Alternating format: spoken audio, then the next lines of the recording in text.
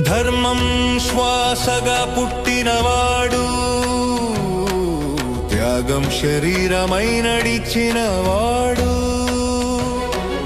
మనుష్య రూపంలో నడిచిన దైవం అతడే శ్రీరాముడు.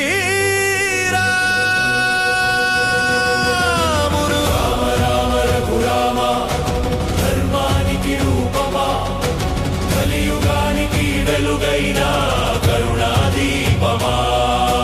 వనవాసమే వేదికై, విజయమే మౌనమై, నడిచిన నడకే వేదమై నిలిచిన నాదమా. రామ రామ రఘురామ శరణు శరణు శ్రీరామ. రామ రామ రఘురామ శరణు శరణు శ్రీరామ. సింహాసనం పిలిచిన అరణ్యమెంచుకున్నవాడా, తండ్రి మాటే దేవతగా నిలిచినవాడా. రాజ్యమంటే హక్కు కాదు, ధర్మమే రాజ్యమని ప్రపంచానికి నేర్పిన మహానుభావుడా. కిరీటాన్ని వదిలినా కీర్తి మాత్రం వదలనివాడా. రామ రామ రఘురామ త్యాగమే నీ కవచమా, అడుగడుగున ఆదర్శం రాసిన మనిషి రూపదైవమా.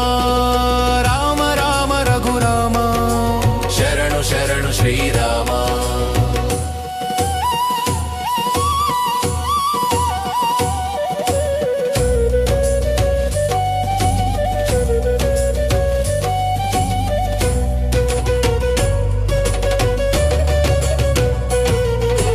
అగ్ని పరీక్షలోనూ అచంచలమైన విశ్వాసం, ప్రేమ కంటే గొప్పదని చూపిన బాధ్యత ధర్మం.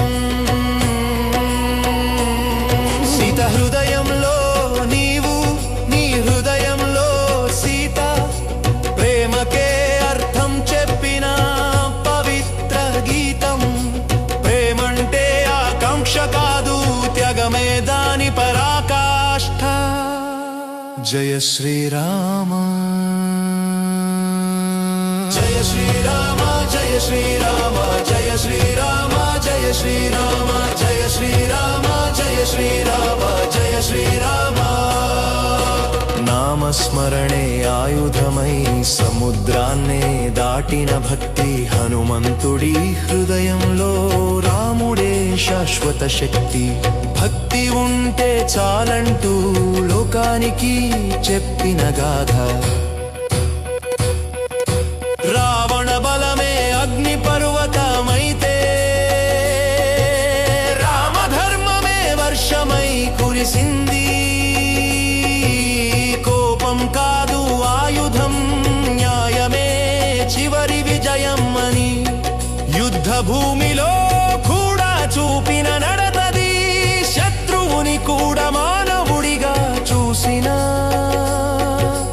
విజయానికి నిజమైన అర్థమిది. రామ రామ రఘురామ కాలానికి సత్యమా, యుగాల మారిన మారని విలువల గ్రంథమా. కలియుగంలో దారి తప్పితే నడిపించే నామమిదే.